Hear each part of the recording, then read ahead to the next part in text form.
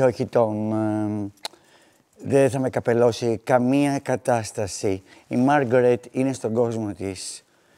Ο Ναπολέον πάει να βοναπαρτήσει. Λοιπόν, σήμερα το θέμα μας τι άλλο είναι? Να καπελώνουμε, να μας καπελώνουν ή να φοράμε υπέροχα καπέλα για μία έξοδο ή για μία είσοδο σε κάποια σχολή, σε κάποιο event, σε κάποια υποδρομία. Το θέμα μας σήμερα είναι τα καπέλα. Καπέλα για κυρίους, καπέλα για κυρίες, για παιδιά. Το πρώτο καπέλο, ξέρετε ποιο είναι της Ορθοδοξίας? Είναι το καπέλο της βάφτισης. Το 14ο αιώνα, λοιπόν, όπως λέει η ιστορία του καπέλου, καπέλα φοράγανε μόνο οι άντρες. Οι γυναίκες φοράγανε μαντήλια στο κεφάλι. Αλλά μετά το 17ο αιώνα, που οι άντρες ξεκίνησαν να φοράνε περούκες και Λουί XIV και όλα αυτά, οι γυναίκες άρχισαν να βάζουν καπέλα. Καπέλα φορούσαν οι γυναίκες με το λευκό δέρμα, γιατί απέφευγαν τον ήλιο, γιατί αν ήσουν μαυρισμένος, πάει να πει ότι ήσουν κάποιος εργάτης, κάποιος αγρότης, κάτι τέτοιο. Άρα λοιπόν το καπέλο, είτε από λόγους ευγενίας, είτε από λόγους πρακτικότητος, υπήρχε πάντα στη ζωή όλων των ανθρώπων. Μετά υπήρξε η μόδα. Υπήρξε ο Στέφεν Τζόνς, ο Φιλίπ Τρέισι και πολλοί άλλοι, οι οποίοι καθιέρωσαν το καπέλο, το luxury καπέλο, που και αυτοί ξεκίνησαν από τα Άσκοτ και από όλες τις υποδρομίες. Οι υποδρομίες δεν λογίζεται να πας αν δεν φοράς ένα υπέροχο καπέλο. Τώρα, αν είσαι φίλος του Λάκη Γαβαλά και δεν φοράς καπέλο, θα σε καπελώσει το look σου. Υπάρχουν καπέλα για εργατική χρήση. Δηλαδή, υπάρχουν στολές όπως αυτές του στρατιώτη, της νοσοκόμας, του υπαία, του αστυνομικού, οι οποίοι ανήκουν στην φορεσιά του που έχει, την επαγγελματική. Υπάρχουν καπέλα, όπως σας είπα, για τις υποδρομίες, το luxury κατάσταση. Υπάρχουν καπέλα, φυσικά, για τη θάλασσα και υπάρχουν καπέλα για το βουνό. Που καλύπτουν τα αυτιά, που αφήνουν τα αυτιά έξω. Αλλά έτσι κι αλλιώς οι τελευταίοι σχεδιαστές, οι οποίοι έχουν κοπιάρει το στυλ των 60's, που ήταν πλέον τα καπέλα αυτά της Mary Quant, του Pierre Cardin, τα εξέλιξαν και τα έφτιαξαν σαν ένα must του σήμερα. Οι καουμπόιδες ήταν αυτοί που στιγμάτισαν περισσότερο το καπέλο και γι' αυτό το cowboy style, είτε είναι άντρας ή γυναίκα, είναι πάντα στη ζωή μας και είναι διαχρονικό. Γιατί ένα φτερό έχει επάνω, είναι από δέρματα, είναι από καστόρι, είναι από πάρα πολλά πράγματα. Τώρα, χειμώνα καλοκαίρι βλέπουμε ότι οι τάσεις είναι στο ψάθινο καπέλο. Το ψάθινο καπέλο της παραλίας, αυτό του τουριστικού καταστήματος, έχει αλλάξει με το να γίνει κάτι απαραίτητο. Βλέπουμε άντρες εντωμεταξύ να φοράνε αυτά τα σεβιλιάνα, στα μεγάλα καπέλα, που σεβιλιάνα στα πηγετή στη Σεβίλη τα είχαν πρωτοκάνει, μέχρι και ακόμη τα μικρά παιδιά. Βλέπεις ότι υπάρχουν κολεξιόν τώρα που κάνουν όλοι εκεί που είναι για μικρά παιδιά να φοράνε καπέλα. Είναι ένα μάστι της εποχής. Θεωρώ ότι ο καθένας πρέπει να έχει ένα καπέλο και αν όχι, μπορεί να το κάνει με έναν τρόπο δικό του. Δηλαδή, τι εννοώ? Να πάρει 2 καπέλα, να κόψει το μπορ από το ένα, αυτό που είναι δηλαδή το γύρω-γύρω, και να πάρει ένα καμπουράκι που λέμε που είχαν οι άντρες παλιά, που θα έχει στον μπαμπά της, από τον μπαμπά της στο σπίτι, από το θείο της ή οτιδήποτε. Βάζουμε, θέτουμε αυτό το γύρω-γύρω, το γύσο το λέμε στα ελληνικά, και φτιάχνουμε ένα άλλο καπέλο. Έτσι κι αλλιώς ζούμε τους καιρούς της sustainability, οπότε όλα είναι εφικτά. Όπα, βρέχει καπέλα, τι τέλεια. Wow. Τέλεια. Το καπέλο είναι ένα στάτους για όλα τα ντυσίματα. Είτε λέγεται γυναίκα είτε άντρας. Διακοσμεί πολύ πιο ωραία το ντύσιμο από ότι να είναι σκέτο και δίνει και μια άλλη υπόσταση στην ποστούρα του σώματος. Δηλαδή, είναι ωραίο να διακοσμούμε την κορυφή του σώματός μας και χρησιμεύει λοιπόν για οποιαδήποτε περίσταση, για μια luxury περίσταση, για μια στιλάτη περίσταση, εκτός από τη χρήση βέβαια του να μην καίγεις από τον ήλιο ή να μην κρυώνεις από το κρύο. Τα καπέλα όταν είναι για κοκτέιλ δεν τα βγάζουμε.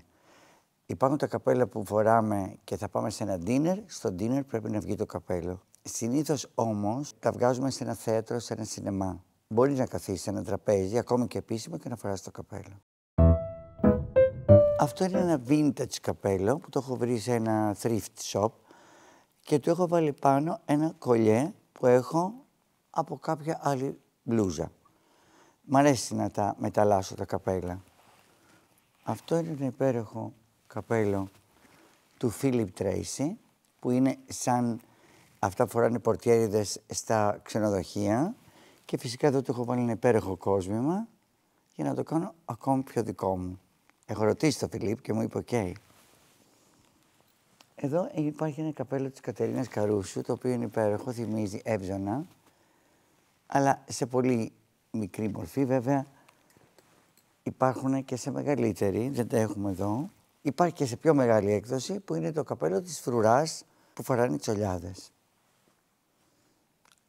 Ένα πολύχρωμο και πολύπλοκο καπέλο είναι αυτό, το οποίο φαίνεται να είναι από υπολείμματα υφασμάτων που έχουν γίνει για κάποια κολεξιόν. Έτσι το σκέφτηκα. Γι' αυτό λοιπόν δεν πετάμε τίποτα. Τα κομμάτια που είναι τα διάφορα παλτά της χειμερινής κολεξιόν τα φτιάχνουμε καπέλο. Και φυσικά υπάρχει ο Νίκ Φουκέτ, ο υπέροχος Αμερικάνος, που κάνει τα καπέλα των Cowboys, όλων των στάρ του Hollywood. Είναι φίλος μου προσωπικός. Και σε αυτό εδώ το καπέλο, αν μπείτε στο δικό του site και το δικό του Instagram, θα δείτε, γράφει το όνομά μου και λέει ότι για κάποιον Έλληνα φίλο μου έγραψε ένα ποίημα γύρω από το καπέλο. Και εδώ γύρω-γύρω είναι αυτό το ποίημα που έχει γράψει για μένα. Και υπάρχει και ένα θεατρικό καπέλο, ίσως θα πρέπει να το δείτε φορεμένο, για να ευχαριστήσω και τη βιντεόγραφερ τι να κάνω. Αυτό είναι το καπέλο, δεν πρόλαβα να χτενιστώ. Αυτό είναι το καπέλο, δεν θέλω να σε βλέπω κατάματα. Αυτό είναι το καπέλο, φτερό στον άνεμο. Είχα ένα Paco Rabanne ρούχο και ήθελα να κάνω συνδυασμό ενός καπέλου. Πάω λοιπόν σε αυτή την εταιρεία, δείχνω το ρούχο και τελικά φτιάξαμε αυτό το σεβιγιάνικο καπέλο και το κάναμε λιγάκι Κλεοπάτρα. Κλαίω Αίγυο, κλαίω Θεσσαλία, κλαίω Θεσσαλονίκη, αλλά το μοντέλο βγήκε Κλεοπάτρα.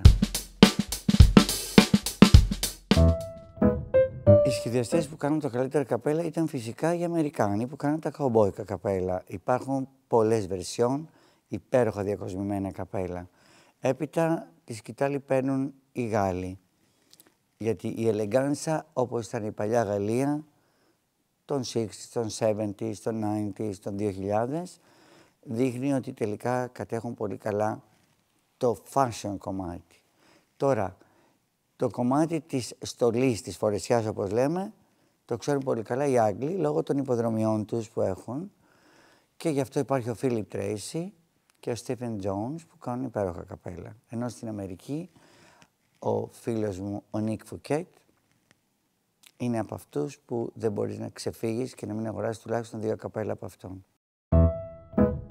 Οι καλύτερες πωλήσεις καπέλων γίνονται το καλοκαίρι, ειδικά όταν έχουμε σκάφος, γιατί το παίρνει ο αέρας. Και είναι και πάρα πολύ ωραίο. Η κίνηση αυτή που φεύγει το καπέλο και το παίρνει ο αέρας είναι πολύ σεξουαλική. Μετά, τα young boys και girls φοράνε το κασκέτο τους, το οποίο είναι σφιχτό και δεν φεύγει ποτέ. Ούτε από τη μόδα, ούτε από το κεφάλι τους φεύγει. Υπάρχουν τα καπέλα με φουλάρια που φοράνε οι γυναίκες ή παλιακές, γιατί σήμερα δεν είναι μόδα αυτό να δένεις το φουλάρι που είναι ενσωματωμένο με το καπέλο, αλλά είναι και αυτό ένα θέμα. Μπορείς να το φορέσεις. Αν και εγώ προτιμώ το καπέλο χωρίς να έχει τίποτα έξτρα επάνω του, μου αρέσει να είναι σκέτο και φυσικά όταν έχει πάρα πολύ αέρα, το βγάζεις το καπέλο, φοράς ένα φουλάρι. Το οποίο το φουλάρι είναι κάτι που θα μιλήσουμε για μια άλλη φορά, μιας και δίνει ακόμα και τις πιο ακριβές τσάντες του κόσμου. Ιδανικό καπέλο για βραδινή έξοδο είναι το ημίψιλο για τον άνδρα, όπου φοράει ένα ταξίντο ή ένα smoking. Για τη γυναίκα αυτή φοράει ένα βελούδο ταγέρ το χειμώνα, θα φορέσει ένα καπέλο με βέλο. Το καλοκαίρι θα φορέσει ένα υπέροχο καπέλο από λεπτή τσόχα, παρόλο που είναι καλοκαίρι, αλλά είναι φέλτρε και γίνεται πολύ ωραίο σαν καλούπι.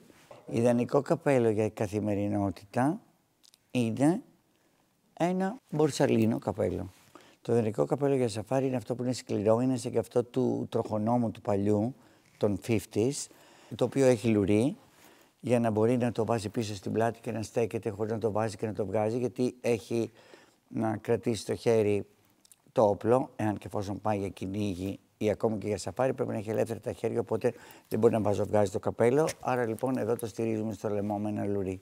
Το καπέλο για το κόκκινο χαλί συνήθως είναι πάρα πολύ διακοσμημένο. Μπορεί να είναι από μία σύνθεση του φορέματος ή του κοστούμιου που φοράει ανάλογα ο άντρας και η γυναίκα. Μπορεί να είναι από φτερά, μπορεί να είναι από υλικά περίεργα.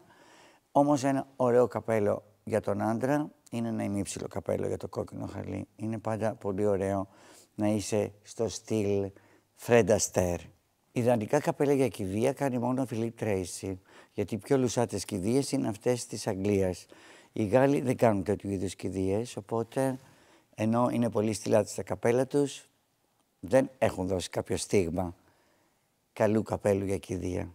Μια γυναίκα πρέπει να διαθέτει ένα καπέλο με γύσο αρκετά μεγάλο, είτε είναι χειμώνα είτε καλοκαίρι, John Collins style, ένα ψάτινο καπέλο για την παραλία, ή δυνατόν είναι αυτά που λέμε τα πάναμα, τα οποία διπλώνονται και μπαίνουν μέσα στην τσάντα χωρίς να τσαλακωθούν καθόλου, και φυσικά ένα καπέλο για την κολύμβηση, που είναι το πλαστικό καπέλο με τις μαργαρίτες. Ο άντρας θα έχει για το all time classic ένα μπορσαλίνο καπέλο, δηλαδή ένα απλό φεντόρα, το λέμε σαν μοντέλο, και η γυναίκα θα έχει ένα καπέλο που θα είναι από φέλτρ σε διάσταση του μπορ 7 πόντους. Οι rappers φοράνε τα καπέλα τζόκι ανάποδα. Αυτή είναι μια μόδα που εγώ δεν την καταλαβαίνω. Αν και φοράω το καπέλα μου πολλές φορές ανάποδα, τον μπρος πίσω κτλ. Δεν θεωρώ ότι είναι chic, γιατί το τζόκι πρέπει να είναι τζόκι να είναι μπροστά, και αυτό συνήθως το κάνανε οι τενίστες, γιατί το τένις είναι μια τέχνη που χρειάζεται οπωσδήποτε καπέλο, και επειδή οι κοπέλες είχαν μακριά μαλλιά, έβγαζαν την αλογουρά τους έξω από αυτό το άνοιγμα που έχει πίσω το τζόκι καπέλο. Αυτό λοιπόν δεν μου αρέσει να το διαστραβλώνω και να βάζω τον μπρος πίσω, γιατί το κούτελο δεν έχει μαλλιά να τα βγάλεις από την οπή. Νέο σχεδιαστή συγκεκριμένα δεν έχω έναν. Είναι πολλοί και είναι σχεδόν άγνωστοι. Τους βλέπω όταν πάω στο Dover Street Market ή όταν πάω σε ένα flea market. Δεν έχω κάποιο συγκεκριμένο όνομα να προτείνω. Ωραίο όμως είναι αν κάποιος αποκτήσει κουλτούρα του καπέλου, να παίρνει κάποιο καπέλο που του αρέσει, που του πηγαίνει στο πρόσωπο και που είναι και trendy. Θα το δει από όλα τα Instagram του κόσμου, υπάρχει μέσα. Τα fast fashion έχουν υπέροχα καπέλα που δεν είναι απομίμηση κάποιου σχεδιαστή, αλλά είναι μια ποιότητα που μπορεί να τα ανταπεξέλθει οποιοδήποτε νέος ή νέα που δεν μπορεί να πάρει ένα καπέλο, γιατί δυστυχώς των μεγάλων εταιριών καπέλα είναι πάρα πολύ ακριβά. Υπάρχουν τα καπέλα τα οποία είναι πολύ μαζεμένα στο κεφάλι, σαν ένα κάσκο, ας το πούμε έτσι, που προτρέπουν στη δεκαετία του 20, αλλά τα πιο ωραία καπέλα είναι αυτά που είναι σαν και αυτά της Άσκο, δηλαδή είναι διακοσμημένα, έχουν γύσο πολύ μεγάλο, είναι χρωματιστά και έχουν και κάποια application επάνω, από κεντήματα μέχρι πέτρες, μέχρι δίχτυα. Πολύ σημαντικό είναι πάλι la visière που λέμε, αυτό που είναι στο πρόσωπο το δίχτυ, που είναι με το καπέλο το παλιακό, αλλά το έχουν φτιάξει σε πολύ διαφορετική μορφή, πολύ πιο μοντέρνο, το οποίο τραβάς πάνω το δίχτυ και το καπέλο γίνεται πιο κλασικό. Έπειτα υπάρχει το καπέλο Charleston, το οποίο είναι και αυτό πάρα πολύ μόδα, δηλαδή έχει ένα φτερό, έχει κάτι πιο χαρούμενο. Τώρα, τα χρώματα των καπέλων ποικίλουν. Τον τελευταίο καιρό δεν ξέρεις, ειδικά σε μεγάλους οίκους όπως είναι ο Φίλιπ Τρέισι, ποιο τελικά είναι το χρώμα που κυριαρχεί.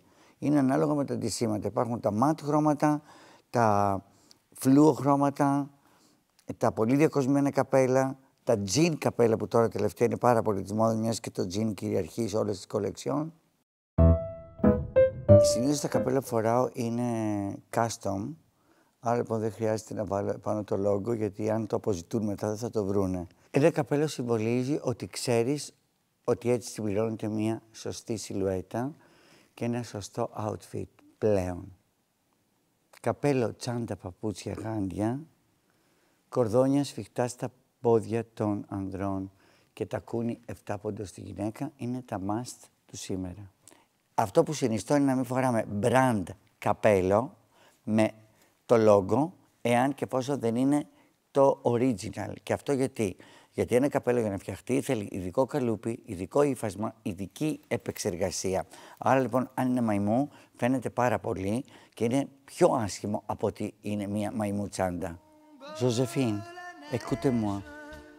C'est chapeau, c'est à moi, Τη λέω, Joséphine, αυτό το καπέλο είναι δικό μου. Φέρ' το πίσω τώρα.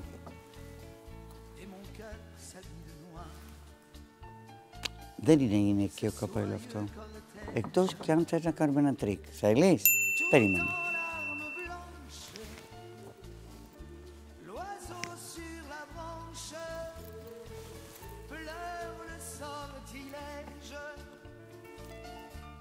Bye. Φεύγω.